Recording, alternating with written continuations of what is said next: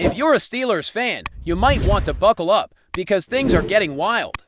We're diving headfirst into a crazy idea that's been making waves this week, and honestly, it might just be one of the most controversial trade suggestions we've heard in a long time. There's a recent article floating around that suggests the Pittsburgh Steelers should actually consider trading their defensive cornerstone, T.J. Watt, in exchange for Washington's wide receiver Terry McLaurin. Yeah, you heard that right, T.J. Watt. The same T.J. Watt who's been the heart and soul of this Steelers defense for years now. The same guy who dominates every stat column that matters for a defender. Someone really thinks Pittsburgh should let him go. Let's talk about it. This article comes from Fox Sports, where the idea is floated that this move would benefit both sides. The Washington Commanders would gain a generational defensive talent and create some space financially before Jaden Daniels needs a big extension. And the Steelers would add a true number one wide receiver to help out the offense. On paper, maybe that makes sense to someone who's never watched a Steelers game in their life. But if you're in Pittsburgh, you know exactly how crucial T.J. Watt is not just for the defense, but for the entire identity of this team. Since he entered the league in 2017, Watt has been nothing short of elite. We're talking about the guy who leads the entire NFL in sacks with 108. That's more than Myles Garrett, who sits at 102.5. He also leads in tackles for loss with 126, forced fumbles with 33, and takeaways with 40. This is dominance. This is not just production, it's impact. When T.J. Watt is on the field, the Steelers' defense doesn't just play better. They transform into a top-tier unit that can control games. And it's not just the defense that feels his presence. There's a noticeable difference in wins and losses depending on whether or not Watt is on the field when he plays. The Steelers win about 2/3 of their games. Without him, they win less than 10%. That's not a small gap, that's season-defining. That's the kind of difference that makes or breaks playoff hopes, and it goes deeper than that. The defense gives up about a touchdown more per game when he's not out there. The offense scores fewer points. Turnovers and sacks drop off dramatically. The guy is a game changer in every possible way. So yeah. While Terry McLaurin is a fantastic wide receiver, probably a top 10 guy in the league, you don't trade a T.J. Watt to go get a wideout. No matter how good he is, it's just not the right kind of trade for a team like Pittsburgh, which is built around a physical, defense-first identity. Watt isn't just a player, he's the face of that identity. You trade him, and you're tearing out the heart of your team. Now, the idea of improving the wide receiver room isn't crazy. In fact, that's a conversation that's already heating up inside the Steelers organization. Reports are that there's one guy in particular the front office is watching very closely, and that's Amari Cooper. According to insiders, if Pittsburgh makes a move for a wide receiver this offseason, it's Cooper or bust. There's this growing belief that if they can't land him, they're just going to roll with the guys they already have and hope for the best. And honestly, there's some logic to that, because even though players like Chris Olave, Gabe Davis, and Keenan Allen were on the radar earlier, it seems those opportunities have dried up. The Steelers did do their homework, though. They called the Saints about Olave. They checked in with Green Bay about Romeo Doubs and Dontavian Wicks. They touched base with Tampa Bay about Trey Palmer. Gabe Davis even visited in free agency, so it's not like the front office has been asleep. They've clearly been trying to upgrade the room, but at the same time, we haven't heard much in terms of credible reports that suggest the Steelers are making a serious push for Amari Cooper. Nothing concrete, no momentum, so it's very possible that they're looking around, weighing their options, but ultimately they're fine with what they've got, and what they've got for now is a wide receiver room that starts with DK Metcalf as the number one option, which is obviously a massive asset. Then you have Roman Wilson, who's being penciled in as the number 2 guy, and Calvin Austin III as the speedy, explosive number 3. There's also some depth with Robert Woods and Ben Skowronek, who are known more for their roles as solid veterans and special teams contributors than for lighting up the scoreboard. Now, if the Steelers don't make a move before week 1, it's a pretty clear vote of confidence in Roman Wilson, and that's a bold move. This is a guy who barely saw the field last year, logging just 5 snaps as a rookie. And now he's expected to step up and be the second most important receiver on the roster. That's a big leap, but let's be fair, Wilson isn't your average developmental prospect. Coming out of Michigan, he had a reputation for being a technician in the slot and an absolute grinder. When it came to blocking, he played a crucial role on a national championship team.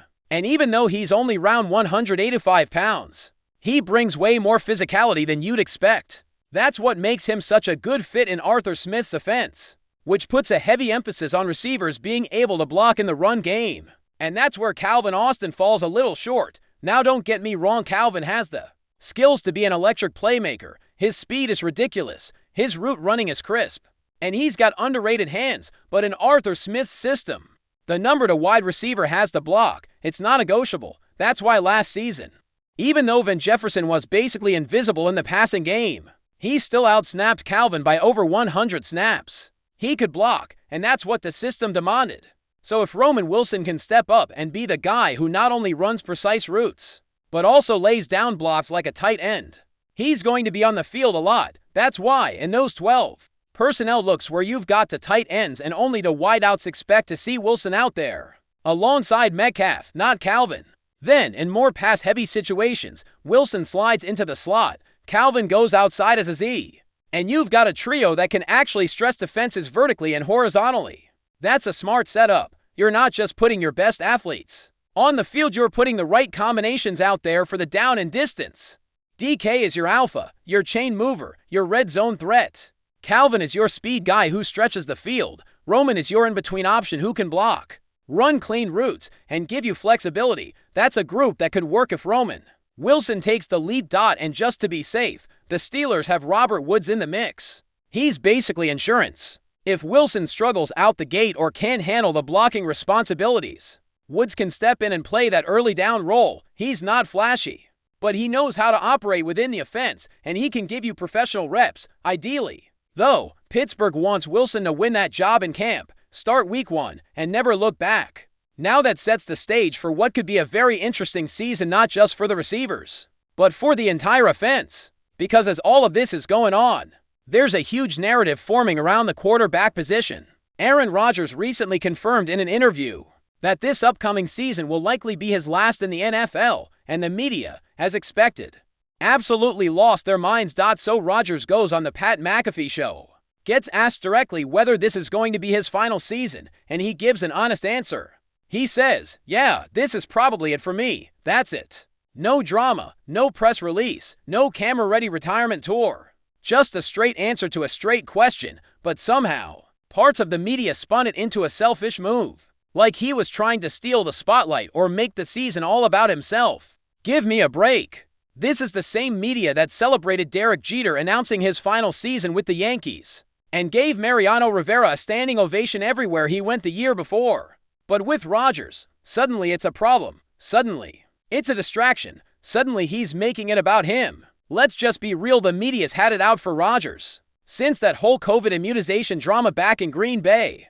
And they're going to twist anything he says or does into some kind of negative headline. That's just the world he operates in now. But here's the thing, Rodgers making it clear that this is likely his last season might actually be a good thing for the Steelers. It gives the organization clarity. No more guessing.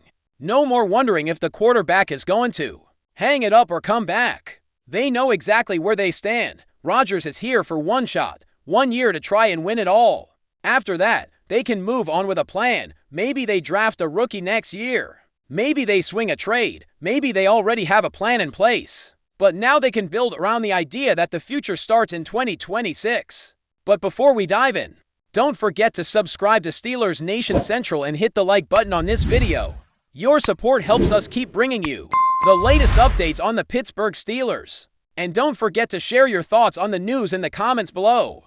The Steel City is abuzz with a rumor that, if true, would send shockwaves across the NFL. Sources close to the situation, speaking on condition of anonymity, suggest that a seismic shift could be on the horizon for the Pittsburgh Steelers, with whispers intensifying around a potential audacious move for Jacksonville Jaguars quarterback Trevor Lawrence. While nothing is concrete, and all parties involved are keeping a tight lid on any discussions, the murmurs are persistent. Lawrence, the prodigious talent who many believed was destined to lead the Jaguars for years to come, may have given a quiet yes to the possibility of donning the black and gold. This isn't a done deal by any stretch, but the sheer mention of such a high-profile player considering a switch to Pittsburgh has ignited fervent speculation among fans and analysts alike.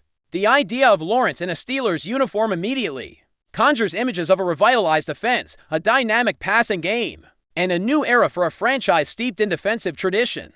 For years, the Steelers have sought a long-term answer under center since Ben Roethlisberger's retirement. While current options have shown flashes, none have truly cemented themselves as the undisputed franchise quarterback. Lawrence, with his arm talent, mobility, and leadership qualities, could be precisely the missing piece. The logistics of such a move are, admittedly, complex.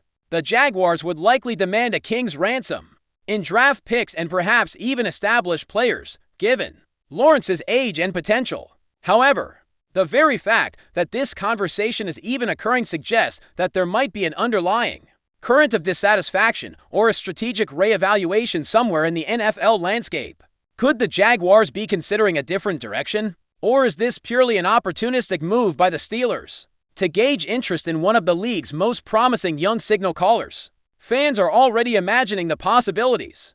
A strong offensive line, a talented receiving corps, and a formidable defense could provide the perfect environment for Lawrence to truly flourish. The thought of him connecting with George Pickens and Pat Freiermuth, orchestrating drives under the watchful eye of Mike Tomlin, is enough to send shivers down any Steelers fan's spine. For now, these remain just whispers. But in the unpredictable world of professional football, where fortunes can change in an instant, even the faintest rumor can sometimes snowball into a monumental reality.